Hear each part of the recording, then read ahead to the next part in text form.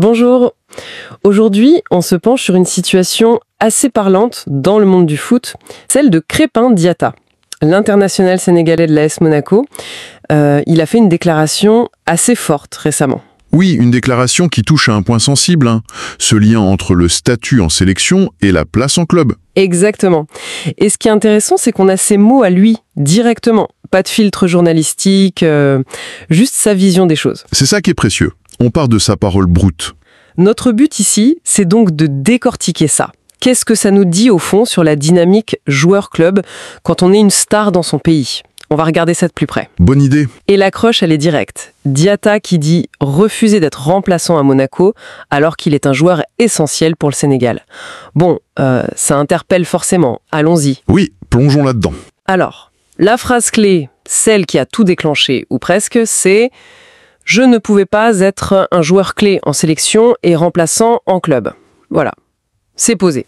Et c'est ce « je ne pouvais pas » qui est vraiment marquant. C'est pas juste « je n'aimais pas » ou « je voulais jouer plus ». Non, c'est plus fort. Oui, c'est présenté comme une sorte d'impossibilité, presque logique ou morale pour lui. Comme si les deux réalités ne pouvaient pas coexister dans sa tête, quoi. Ah oui, cette idée d'incompatibilité fondamentale. Ça va au-delà d'une simple frustration de bande touche, en fait. Exactement. C'est comme s'il revendiquait une sorte de cohérence de statut. Ce qu'il est pour le Sénégal doit se refléter d'une certaine manière à Monaco. Mais, est-ce que c'est courant, ça ? Qu'un joueur exprime cette exigence aussi directement ? Ou est-ce que Diatta se positionne de manière particulièrement affirmée, là ? Bonne question. La frustration, oui, c'est classique. Mais le dire comme ça, publiquement, en reliant les deux statuts de manière quasi mathématique, c'est peut-être moins fréquent. Souvent, ça reste en interne, ces discussions. Là, même si c'est après coup, il met ça sur la table. Ça montre une sacrée confiance en lui, en sa valeur, ou alors une frustration vraiment profonde. Il pose une condition, en gros. C'est ça. Basé sur son identité de joueur international majeur, il faut imaginer, être un cadre au Sénégal, champion d'Afrique, c'est énorme comme reconnaissance. Oui, bien sûr. Alors revenir en club et se retrouver sur le banc, ça peut être vécu comme un manque de respect, une négation de cette valeur. Sa déclaration, c'est une demande de reconnaissance en fait. Son statut international, c'est pas juste une ligne sur un CV pour lui. Et il donne des détails concrets. Il dit « J'ai parlé à Monaco après le match contre la RDC ». Le timing est précis. Oui, juste après un match international. C'est pas anodin ça. Ça suggère que c'était un moment choisi. Peut-être qu'il s'est senti particulièrement légitime à ce moment-là ? C'est une hypothèse, oui. Peut-être qu'il a bien joué, ou que le fait de retrouver ce statut de joueur clé pendant la trêve a ravivé cette sensation d'impossibilité dont il parle. Et la conséquence, toujours selon lui, ils m'ont réintégré, action, réaction. Voilà. Une réponse directe du club à sa démarche. Il termine même sur une note très positive. Tout se passe bien maintenant.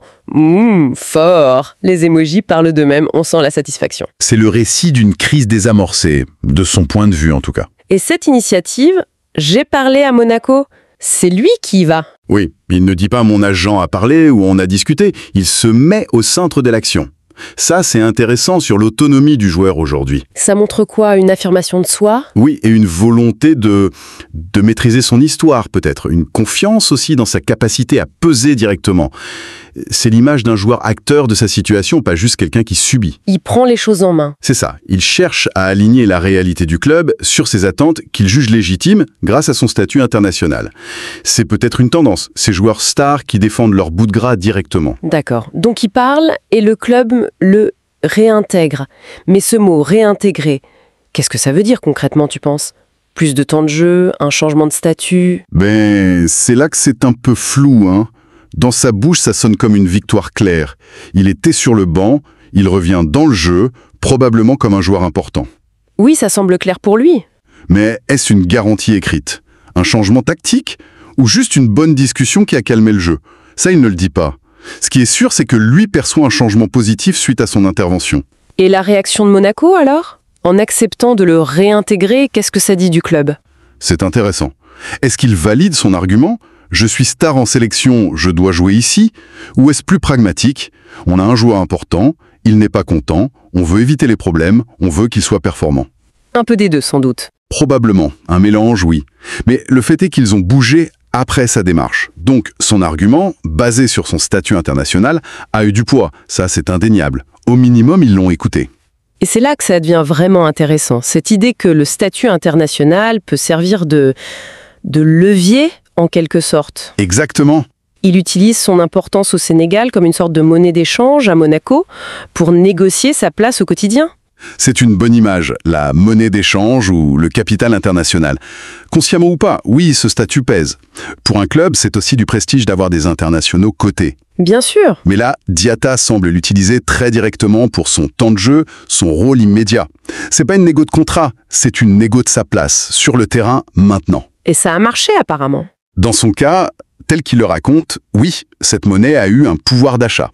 Après, ça dépend de plein de choses. Le joueur, le club, le moment. C'est pas automatique. Non, loin de là. Mais ça montre que c'est un facteur réel dans la relation joueur-club. Et il ne faut pas oublier la dimension purement sportive derrière tout ça.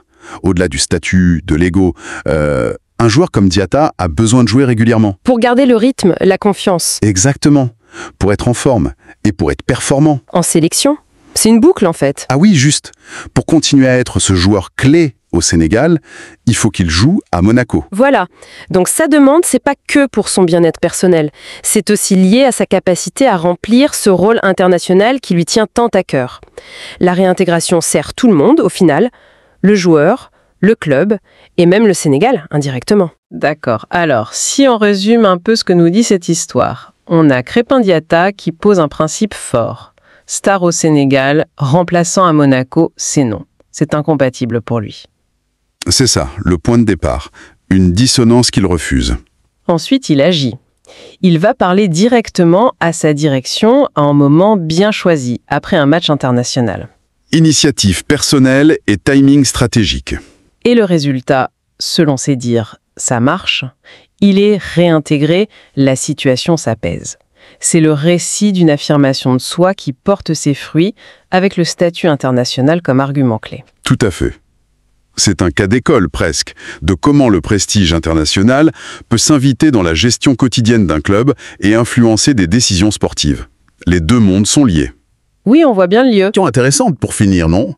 Au-delà de ce cas précis, est-ce que ce type de démarche directe, où le joueur met son statut international dans la balance, est souvent couronné de succès? Bonne question. Qu'est-ce qui a fait que ça a marché pour Diatta? La situation de Monaco? Sa personnalité? Et qu'est-ce que la réaction du club nous apprend sur la façon dont ils gèrent cet équilibre délicat entre leurs propres objectifs et les attentes de leur star internationale? Oui, cet équilibre entre le collectif du club et l'individu star, surtout quand sa valeur est aussi forgée par l'équipe nationale. Exactement. C'est toute la complexité de la gestion humaine au très haut niveau. Comment on fait cohabiter tout ça? Les ambitions du club, les choix du coach et les aspirations de joueurs qui ont une double, voire triple identité. Les mots de Diatta, en tout cas, nous donnent un aperçu assez fascinant de ces négociations permanentes.